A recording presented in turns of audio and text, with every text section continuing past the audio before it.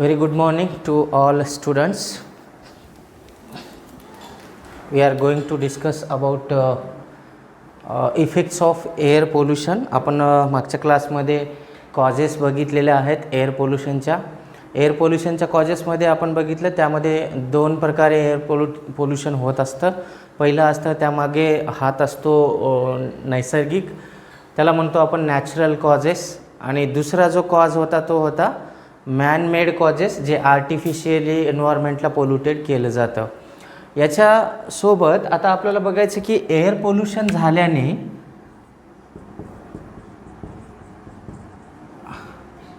Affects of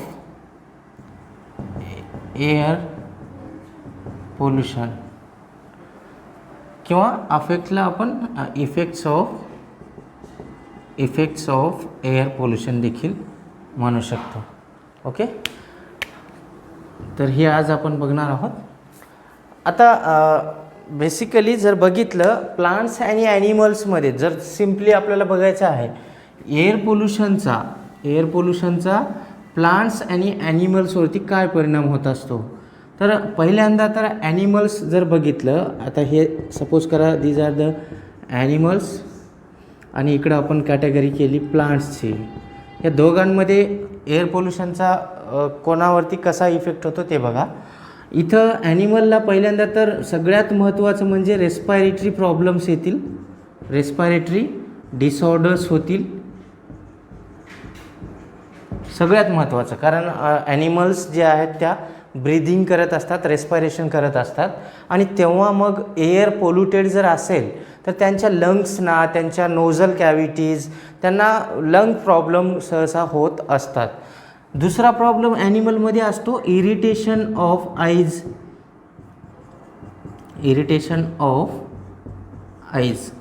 डोळ्यांचा त्रास जो आहे त्यांना होत असतो ॲनिमल्समध्ये. हे दोन तरी नक्कीच होणार एअर पोल्युशनमुळं. आता प्लांट्समध्ये काय काय होऊ शकतं. सगळ्यात महत्त्वाचं प्लांट काय करत असतात की एन्व्हायरमेंटल जो ॲटमॉस्फेअर असतो, ॲटमॉस्फेअरमधून स्टोमॅटा, त्यांच्या प्लांटकडे ज्या लीफमध्ये स्टोमॅटा असतात, स्टोमॅटा काय करतात डे टाईममध्ये, जर आपल्या रिजनच्या प्लांट्स बघितलं डे टाईममध्ये काय करतात ते आपल्या स्टोमॅटा ओपन ठेवतात. कशासाठी, तर त्यांच्यामध्ये एक्सेसिव्ह वॉटर जो आहे तो in the form of water वेपरच्या फॉर्ममध्ये ते बाहेर एन्व्हायरमेंटमध्ये सोडतात. आणि दुसरी गोष्ट म्हणजे ते ॲटमॉस्फेअरमधून CO2 घेतात. कशासाठी, तर लागतो त्यांना फोटोसिंथेसिस करण्यासाठी. CO2 कशासाठी लागतो, प्लांट्स, इथं आपण सांगू प्लांट्स ॲब्झॉर्ब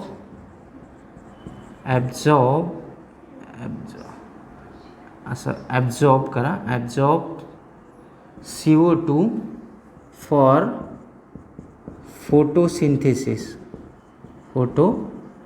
हे माहिती असणं गरजेचं आहे. प्लांट्सना CO2 लागतो कशासाठी, तर for the purpose of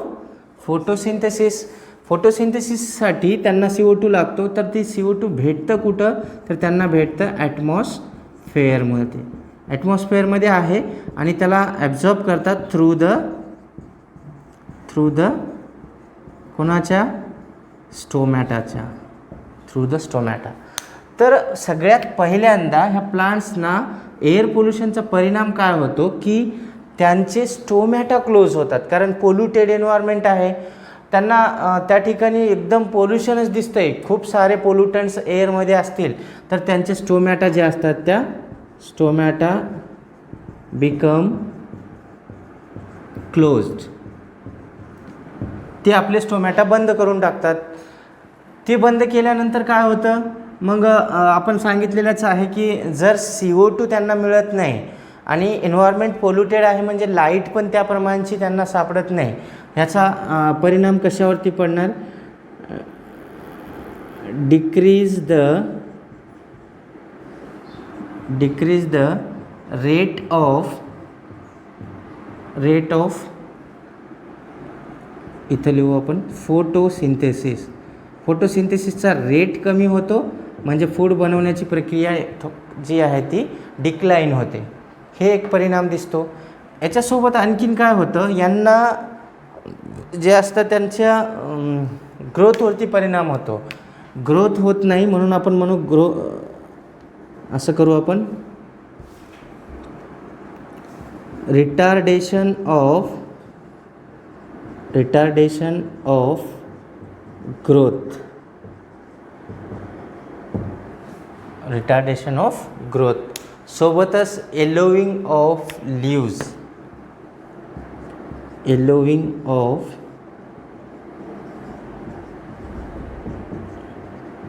leaves, पानं जी आहेत ती पिवळी पडायला स्टार्ट होतात क्लोरोफिल पिगमेंटचं सिंथेसिस होत नसल्यामुळं. या सगळ्या गोष्टी ज्या आहेत त्या अफेक्ट करत असतात या पोल्युशनमुळं. कोणत्या पोल्युशनमुळं? एअर पोल्युशनमुळं. एअर पोल्युशनमुळं प्लांट्सना पण नुकसान आहे, सोबतच ॲनिमल्सना पण नुकसान आहे. तर आता याच्या व्यतिरिक्त हे तर झाले लाईव्ह स्टॉक. आपण सांगितलं होतं की पोल्युशनला डिफाईन केलं की contaminated environment which is harmful to ecosystem. आणि इकोसिस्टीममध्ये आपण दोन गोष्टी सांगितल्या होत्या, बायोटिक आणि अबायोटिक.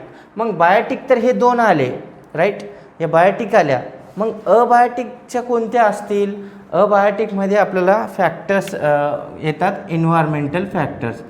एन्व्हायरमेंटल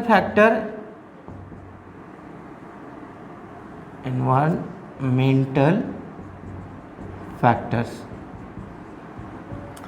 आता या एअर पोल्युशनचा आपल्या प्लॅनेटवरती काय परिणाम पडतो, किंवा प्लॅनेट म्हणजे आपला अर्थ सरफेस, अर्थवरती त्याचा परिणाम म्हणजे अबायोटिकवरती काय परिणाम पडतो ते आपण पाहूया.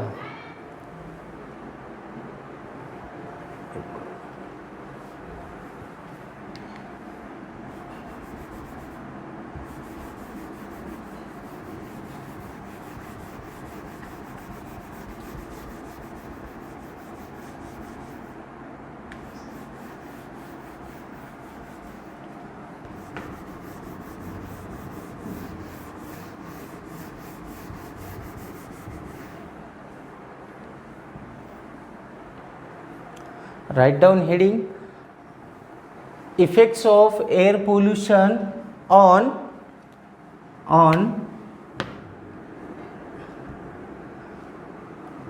planet.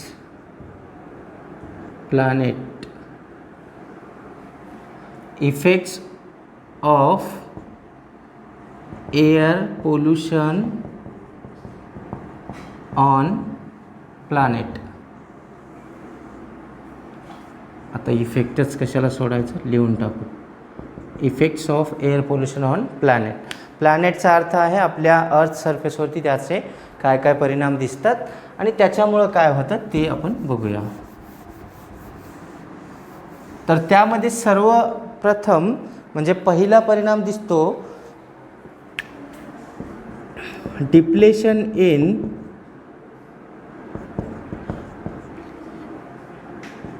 Ozone layer. Depletion in ozone layer सगळ्यात पहिला परिणाम आपण डिप्लेशन इन ओझोन लेयर. आपल्याला माहिती आहे आपला जो सपोज करा हा आपला अर्थचा सरफेस आहे, अर्थ सरफेस, ओके, हा सरफेसचा पार्ट आहे. जर आपण आपल्या सरफेसपासून अर्थच्या सरफेसपासून वरती अपवर्ड, ओके, ॲटमॉस्फिअरमध्ये वर जर जाऊ लागलो तसं असं, तर ॲप्रॉक्सिमेटली 48 ते 50 किलोमीटर डिस्टन्स जर तुम्ही वर गेलात, ओके, तर तिथं गेल्यानंतर आपल्याला एक लेअर लागतो स्ट्रॅटोस्फेअर. कोणता? स्ट्रॅटोस्फेअर. आपण ॲटमॉस्फिअरमध्ये बरेचसे पार्ट्स तुम्ही मागच्या वर्षी किंवा 6वीला झाले असतील. ॲटमॉस्फिअरच्या पार्ट्स कोणत्या कोणत्या असतात त्यामध्ये तुम्हाला या ठिकाणी दिसतो स्ट्रॅटोस्फेअर, मेझोस्फेअर, आयनोस्फेअर, ओके. अजून एक असतो वरती सगळ्यात इथं या ठिकाणी कोणता स्पेअर असतो तो लिथोस्फेअर. हा अर्थ सरफेसचा पार्ट आहे. स्ट्रॅटोस्फेअर, मेझोस्फेअर, आयनोस्फेअर असे ॲटमॉस्फिअरचे पार्ट्स आहेत, ओके. आणि त्याच्यामध्ये आणखीन एक राहिला, हा म्हणत होतो मी टोपोस्फेअर एक असतो, टोपोस्फेअर. तर असे 4 पार्ट्स जे आहेत ते आपल्या एन्व्हायरमेंटमध्ये म्हणजेच ॲटमॉस्फिअरमध्ये असतात. आणि जेव्हा आपण स्ट्रॅटोस्फिअरला जाऊ तर तिथं आपल्याला ओझोन लेयर सापडतो, अशा प्रकारचा लेयर. त्याचा मॉलिक्युलर फॉर्म्युला आहे O3. काय असतो? O3 म्हणजेच ओझोन. आता बघा, हा जो ओझोन लेअर आहे आपल्या पृथ्वीला सराउंडिंग आहे, अर्थ सरफेसला पूर्ण गोल जे आहे ते त्याचा एक थर आहे. जर ओझोन लेअर नसता तर आपल्याला आता ह्या ज्या ओझोन लेअरच्या बाहेर आहेत हे रेडिएशन्स येतात, खूप अल्ट्राव्हायलेट रेज येतात. अल्ट्राव्हायलेट रेज, त्यामध्ये अल्ट्राव्हायलेट बी नावाची रेज जर आली ती खूप हार्मफुल रेज असती. ती जर आपल्या स्किनवरती पडली तर आपल्याला जो आहे तो आपला DNA डॅमेज होऊ शकतो, आपल्याला स्किन कॅन्सर होतात, बऱ्याचशा प्रॉब्लेम्स क्रिएट होतात त्या रेजमुळं. तर आपल्याला अशा हार्मफुल रेजपासून आणि सनलाईट जी आहे त्याची तीव्रता जी आहे ती इथं बरीच तीव्रता कमी केली जाते by the ozone layer. Light पण खूप जास्त हीट, आपल्याकडे लाईट खूप जास्त येत असते, पण इथं आल्यानंतर जे आहे ते ओझोन लेअरमध्ये बरीचशी लाईट जी आहे ती तिथं ॲब्झॉर्ब केली जाते. सोबतच ॲटमॉस्फिअरमध्ये CO2 पण आहे, खूप निग्लिजिबल अमाऊंटमध्ये CO2 असतो तसा, ॲज कम्पेअर टू ऑक्सिजन किंवा नायट्रोजनच्या कम्पेअरमध्ये तर खूपच जास्त, म्हणजे खूप कमी अमाऊंटमध्ये CO2 असतो नॅचरली. पण आणि ह्या CO2ची क्षमता असते की ह्या ज्या लाईट येतात बाहेरून, सनलाईट वगैरे असती, याला ॲब्झॉर्ब करू शकतात. ॲब्झॉर्प्शन ऑफ लाईट, त्यांच्याकडे कॅपॅसिटी असते ॲब्झॉर्प्शन ऑफ लाईटची, म्हणजे ते ॲब्झॉर्ब करू शकतात. याच्या व्यतिरिक्त gases like nitrogen oxides, nitrous oxides हे देखील ॲब्झॉर्ब करू शकतात लाईटला. किंवा आपण CFC एक असते, CFC क्लोरोफ्ल्युरोकार्बन नावाची अजून एक गॅस आहे, हे पण लाईटला जे आहे ते ॲब्झॉर्ब करण्याची क्षमता ठेवते.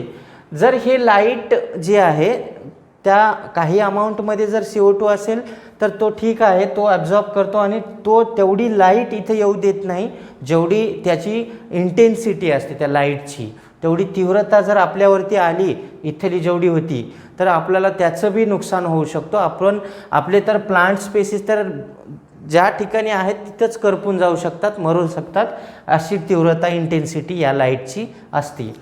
तर सगळ्यात पहिल्यांदा हा ओझोन लेअर जो आहे तो प्रोटेक्ट करतोय आपल्याला from harmful रेडिएशन्सपासून.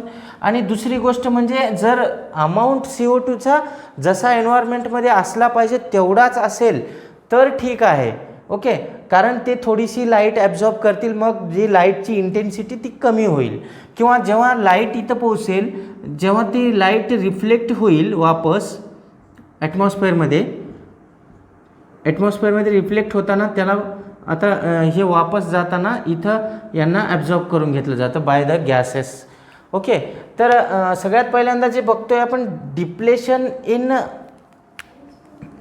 Ozone layer.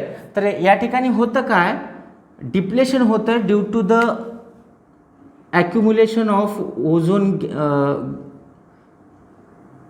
Green house gases म्हणून आपण त्यांना नाव देऊ, ग्रीन हाऊस गॅसेस. जर आपण तुम्ही ऐकलं असेल की अंटार्क्टिकाच्या वरती जो सरफेस आहे ओझोनचा तिथं ओझोन होल आहे असं ऐकलं असेल तुम्ही. तुम्हाला त्या ठिकाणी कधी म्हणजे जर वाचलं तर तुम्ही ओझोन होल जर तुम्ही गुगलवरती सर्च केलं त्याच्याविषयी तुम्हाला माहिती येईल. ओझोन होल म्हणजे असं काही नाही की आकाशामध्ये काही छेद पडला असा अर्थ नाही त्याचा. आपला जो लेयर आहे ओझोनचा, जो लेयर आहे या ठिकाणी ऑक्सिजनचा असा बनलेला जो लेयर आहे त्याच्यामध्ये थोडंसं डिक्लाईन होणं, म्हणजे थर कमी झाला या ठिकाणी, असं झालं असेल, ओके, असा झाला, याला म्हणतो आपण ओझोन होल. आता काय झालं इथं याच्या कम्पेअरमध्ये इथं बघा होल जो आहे तो डिप्लेट झाला, म्हणजेच त्याचं थर जो आहे तो कमी झाला. ते हे कशामुळे होतोय, कारण की आता हे जे ॲटमॉस्फिअर आहे ओझोनच्या खालचा इथं थोडंसं CO2 असायला पाहिजे, पण आज आपण बघतोय की पोल्युशन होतंय. पोल्युशनमुळं एअर पोल्युशन, बऱ्याचशा कन्स्ट्रक्शन इंडस्ट्रीज आहेत, फॅक्टरीज आहेत, व्हेहिक्युलर स्मोक आहे, या सगळ्या गोष्टी ज्या आहेत तर रिस्पॉन्सिबल आहेत की या ज्या ग्रीन हाऊस गॅसेस आहेत. आता ते ग्रीन हाऊस इफेक्ट काय असतं बघा. आता ह्या डिप्लेशन होण्यामध्ये एक कारण आहे, सगळ्यात महत्त्वाचं कारण म्हणजे, आता हा लेअर असाच राहू द्या. इथून सपोज करा आपल्याकडं CO2 वाढला, इन्क्रीजला आपण वरती ॲरो दाखवतोय, लक्षात ठेवायचं. जर डिक्रीज झाला असेल तर आपण खाली ॲरो दाखवू. त्याच्यानंतर नायट्रोजन ऑक्साईड्स, नायट्रस ऑक्साईड्स असतील, ओके, किंवा CFCचा अमाऊंट वाढला असेल नेचरमध्ये, हे सगळे इन्क्रीज झाले, ओके, हे सगळे वाढलेले आहेत ॲटमॉस्फेअरमध्ये.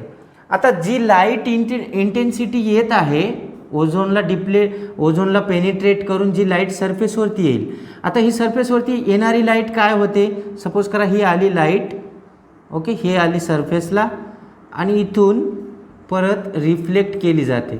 ओन्ली आय थिंक 3% लाईट जी आहे ती सरफेसवरती ॲनिमल्स आणि प्लांट्स जे आहेत त्या यूज करतात फोटोसिंथेसिससाठी, आणि बाकीची जी लाईट आहे ती सगळी रिफ्लेक्ट केली जाते वापस कुठं, ॲटमॉस्फेअरमध्ये. हे काय आहे, ॲटमॉस्फेअर आहे. हा पार्ट कशाचा आहे, हा ॲटमॉस्फेअरचा. तर ॲटमॉस्फेअरमध्ये गेल्यानंतर हे जे गॅसेस आहेत इथं, हे गॅसेस हे काय करतील मग, या लाईटला, ओके, ही लाईटला ॲब्झॉर्ब करतील. CO2 ॲब्झॉर्ब करेल, नायट्रस ऑक्साईड ॲब्झॉर्ब करेल, ओके, सल्फर डायऑक्साईड पण ॲब्झॉर्ब करू शकतो. तर ह्या सगळ्या गॅसेस मिळून काय करायल्या, लाईटला ॲब्झॉर्ब करू लागल्या. ॲब्झॉर्ब केल्यामुळं काय होतं, ही लाईट वापस जात नाही, जिथून आली तिकडं वापस जात नाही, आणि ते इथंच राहून जाते स्ट्रॅटोस्फेअरच्या खालीच. म्हणजे जिथं टोपोस्फेअर मी सांगितलं ते खालीच राहून जाईल. आणि मग इथं राहिल्यानंतर होतं काय, आता या ठिकाणी टेम्परेचर जो आहे तो इन्क्रीज होतो. का टेम्परेचर इन्क्रीज झाला, कारण या ठिकाणी हे गॅसेसनी सगळं लाईट आपल्याजवळ ॲब्झॉर्ब केलेलं आहे. तर या प्रकारला म्हणतात ग्रीन हाऊस, याला म्हणायचं ग्रीन हाऊस इफेक्ट. याला काय म्हणायचं, ग्रीन हाऊस इफेक्ट. कशामुळं ग्रीन हाऊस इफेक्ट झाला, कारण की हे एक हाऊस आहे, आपण काय म्हणतो ह्याला हाऊस समजा, आणि हाऊसमध्ये हे सगळे जे आहेत ग्रीन हाऊस गॅसेस असतील, काही गॅसेस आहेत, या गॅसेसनी लाईटला रिफ्लेक्ट होत असताना ॲब्झॉर्ब करून ठेवलं, इथंच जमा ठेवली ती सगळी लाईट. मग ह्याच्यामुळं काय होते, वॉर्म कंडिशन निर्माण होतात, गरमी खूप वाटते त्या ठिकाणी. मग हे वॉर्म जे कंडिशन्स आहेत याच्यामुळं काय होतं की यालाच जे म्हणतो आपण ग्रीन हाऊस इफेक्ट, आणि याचा इफेक्ट या ओझोनवरती पडतोय. खाली टेम्परेचर वाढतोय, वरून पण टेम्परेचर, मग इथं डिप्लेशन होणारच. आणि सोबतच ह्या ज्या गॅसेस आहेत तर याला म्हणतो आपण ग्रीन हाऊस इफेक्ट, आणि ह्याच्यामध्ये जे गॅसेस आहेत यांना म्हटलं जातं ग्रीन हाऊस गॅसेस. यांना काय म्हणायचं, ग्रीन हाऊस गॅसेस. ओके, तुम्हाला प्रश्न येऊ शकतो, विचार द फॉलोइंग मल्टिपल चॉईस क्वेश्चनमध्ये येईल किंवा ऑड वन आउटमध्ये येतील की which of the following is green house gas, किंवा write the green house gases, असा 1 मार्काला क्वेश्चन पण येऊ शकतो. जर तुम्हाला विचारलं की which gases are responsible to cause greenhouse effect, मग तुम्हाला हे गॅसेस आठवले पाहिजेत. तर हे आहे ग्रीन हाऊस इफेक्ट, आणि ज्याच्यामुळं ओझोन डिप्लेशन होतोय. आता या ठिकाणी वॉर्म कंडिशन कशामुळं आल्या, टेम्परेचर ॲक्युम्युलेट झाल्यामुळं, लाईट सगळी ॲब्झॉर्ब झाल्यामुळं. तर याच्यामुळं काय होतंय, ग्लोबल वॉर्मिंग होते. काय होतंय, ग्लोबल वॉर्मिंग, यालाच म्हणतो आपण ग्लोबल वॉर्मिंग. ग्लोबल वॉर्मिंगमुळं होतं काय, आपल्याजवळ माहिती आहे की जिथं जिथं टेम्परेट रिजन आहे, जे माउंटेन एरिया आहे, सपोज करा आपला जम्मू अँड काश्मीरचा एरिया, नेपाळचा त्यांचा तो जो जिथं आपण म्हणतो की माउंट एव्हरेस्ट आहे सिच्युएट करतो नेपाळच्या, त्या ठिकाणी जो बर्फ आहे साठलेला, खूप सारा बर्फ आहे तिथं, तर त्या बर्फचं जे आहे ते त्या ठिकाणी ड्यू टू द टेम्परेचरमुळं, आता हे गॅसेस अशाच प्रकारचे जर टेम्परेचर साठू लागले तर तिथं काय होईल, टेम्परेचर वाढेल का कमी होईल, वाढणार. का, कारण गॅसेसनी त्या लाईटला ॲब्झॉर्ब केलेलं आहे ॲटमॉस्फेअरमध्ये. टेम्परेचर वाढला म्हणजे आईस जो आहे तो आईसचं काय होईल, मेल्ट होईल का तो परत आईसमध्ये कन्वर्ट होईल, आईसची मेल्टिंग होईल. मेल्टिंग म्हणजे काय, वितळणे. म्हणजे काय, वितळणे, आईसचं कन्व्हर्जन वॉटरमध्ये होणे. आता ते पाण्यात कन्वर्ट झालेला आईस जातो कुठं, आता ज्या ज्या नदी आहेत तिथून कनेक्टेड, जसं आता आपल्याकडं ब्रह्मपुत्र आहे, गंगा रिवर आहे, हे डायरेक्टली हिमालयातून आपल्याला दिसतात. मग ह्या नदी जातात कुठं, समुद्रामध्ये. जेव्हा समुद्रामध्ये जातील ह्या वॉटर जातं कुठं, पहिल्यांदा तर रिव्हर फ्लूड येईल आपल्याकडं. ओके, पूर येण्याचे चान्सेस असतात. आणि हे पाणी सरळ जातो कुठं, तर ओशियन्समध्ये, महासागर, समुद्र ज्याच्यात आहे. आणि ह्याच्यामुळं काय होतं, इन्क्रीज इन लेवल ऑफ सीचा लेवल जो आहे तो वाढतो, पाणी जास्त होतो. आणि ह्यालाच म्हणतो आपण ग्लोबल वॉर्मिंग. याच्यामुळं ग्लोबल वॉर्मिंग होत आहे. कशामुळं, due to the pollution of air. Okay, so this is about greenhouse effect, then green house gases and global warming. तर ॲसिड रेन आहे एक अजून एक प्रॉब्लेम याच्यामुळेच होतो, ते आपण नेक्स्ट व्हिडिओमध्ये बघूया. ठीक आहे.